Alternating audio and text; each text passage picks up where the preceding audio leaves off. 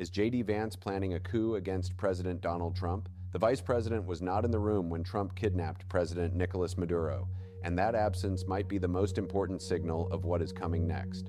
On January 3rd, 2026, American forces entered Venezuela and captured President Nicolas Maduro in a nighttime operation that stunned the world. Within hours, Donald Trump stood at Mar-a-Lago, surrounded by his closest advisors, declaring total victory. But one person was notably, conspicuously absent from that room: Vice President JD Vance. The official explanation was immediate security protocols, they said.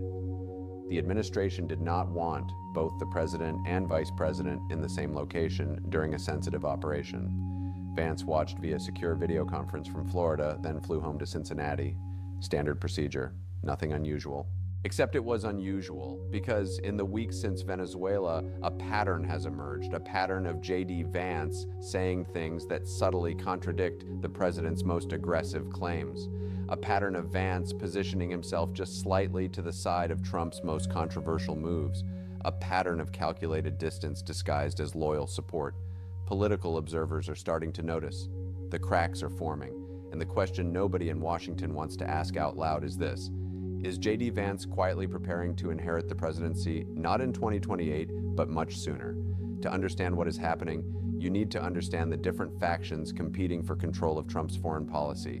On one side, you have Secretary of State Marco Rubio, the longtime hawk on Latin America, the man who has been obsessed with removing Maduro for nearly a decade. The Venezuela operation was, in many ways, Rubio's project. On the other side, you have JD Vance, the America First isolationist, who famously said in 2022 that he did not care what happens to Ukraine, the man who built his political identity on opposing exactly the kind of regime change operation that just occurred in Venezuela. These two men have fundamentally different visions for American foreign policy, and those differences are now playing out inside the administration in ways that are becoming impossible to ignore. When Trump declared that the United States would run Venezuela indefinitely, it was Rubio who stepped in to clarify. When Trump refused to rule out military action against Greenland, it was Rubio who clarified that the plan was to purchase the territory, not seize it by force. Rubio has emerged as the quarterback of Trump's foreign policy team. He translates Trump's vague pronouncements into actionable policy. He explains things to Congress. He manages nervous allies. And where has Vance been? Increasingly, he has been the one saying the quiet part out loud, the one creating strategic space between himself and the president's most aggressive positions. Consider what happened after the ICE incident in Minneapolis. A woman named Renee Nicole Good was shot and killed by an ICE agent during an immigration enforcement operation. Within hours, Trump declared that she had willfully and viciously run over the agent. Homeland Security Secretary Kristi Noem called it domestic terrorism. But when Vance was asked about it, he said something remarkable. Look, I do not know what is in a person's heart or in a person's head. And obviously we are not going to get a chance to ask this woman what was going on. Then he went further. If people want to say that we should have a legitimate debate about what was she really doing, was she panicking, or was she actually trying to ram him, that is a reasonable conversation. According to Trump, she deliberately tried to kill the agent. According to Noem, it was terrorism. But according to Vance, maybe she was just panicking. CNN's analysis called this a moment where Vance sharply undercut the administration's messaging. According to the Washington Post, Vance has consistently opposed Washington's traditional policy of regime change. The Venezuela operation represented a victory for Rubio's interventionist faction, not Vance's isolationist one. Vance praised the operation publicly on social media, but the fact that he was not even in the room when it happened speaks volumes. The tension became even more apparent when 5 Republican senators broke ranks and voted to advance a war powers resolution limiting Trump's authority in Venezuela. Rand Paul, Susan Collins, Lisa Murkowski, Josh Hawley, and Todd Young all voted with Democrats. Trump was furious. He wrote on Truth Social that these senators should never be elected to office again. But Vance characterized the vote differently. He said the senators' argument was based more on a legal technicality than any disagreement on policy. He downplayed the significance of the rebellion, suggesting it was not really about opposing the president at all.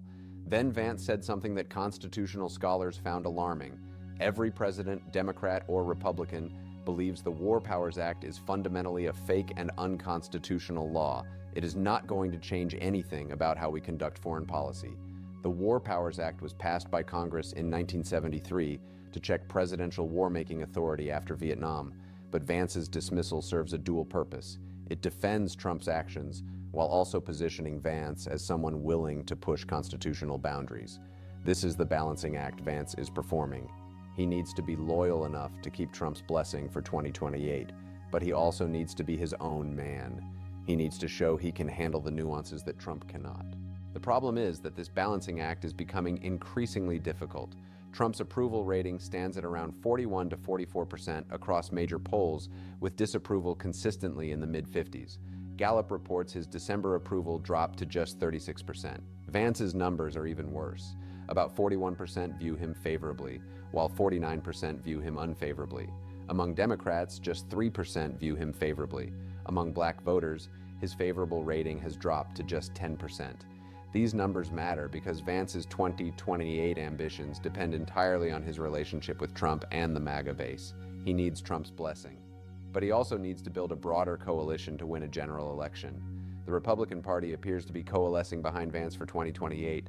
Turning Point USA has already endorsed him. A CNN poll found Vance leading the Republican primary field with 22% support, with all other candidates in single digits.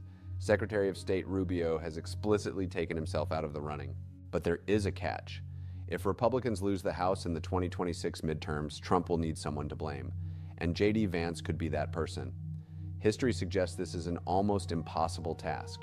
Only 4 sitting vice presidents have been elected president in the last 250 years. The most recent was George H.W. Bush, and he succeeded a president with a 63% approval rating. If Trump's approval is still in the low 40s in 2028, Vance will have an enormous problem. What does JD Vance actually believe about foreign policy? Before becoming Trump's running mate, Vance was one of the loudest isolationist voices in the Republican Party. He opposed aid to Ukraine. He questioned American commitments abroad. But as vice president, Vance has been deployed as Trump's chief messenger on foreign policy. The question is whether Vance genuinely believes in these policies or whether he is simply doing what is necessary to maintain Trump's favor. On Ukraine, Vance was reportedly a key advocate for the controversial 28-point peace plan that critics called a Russian wish list. On Venezuela, he publicly supported the operation while privately holding views that oppose regime change. On Greenland, he has been aggressive while emphasizing diplomacy when Trump makes provocative statements. The pattern is consistent. Vance stays loyal to Trump publicly while creating just enough distance to position himself as the reasonable alternative, the adult in the room, the one who can translate Trump's impulses into coherent policy. Whether this strategy will work remains to be seen. The next few months will be critical. Watch how Vance handles the Ukraine negotiations. This is his portfolio. If they fail, Vance will bear responsibility. Watch how he handles Greenland. Watch how he handles Venezuela. Each crisis is a test. Is this a coup? Not in the traditional sense. Vance is not plotting to remove Trump from office, but he is positioning himself to inherit power, whether that happens in 2028 or sooner.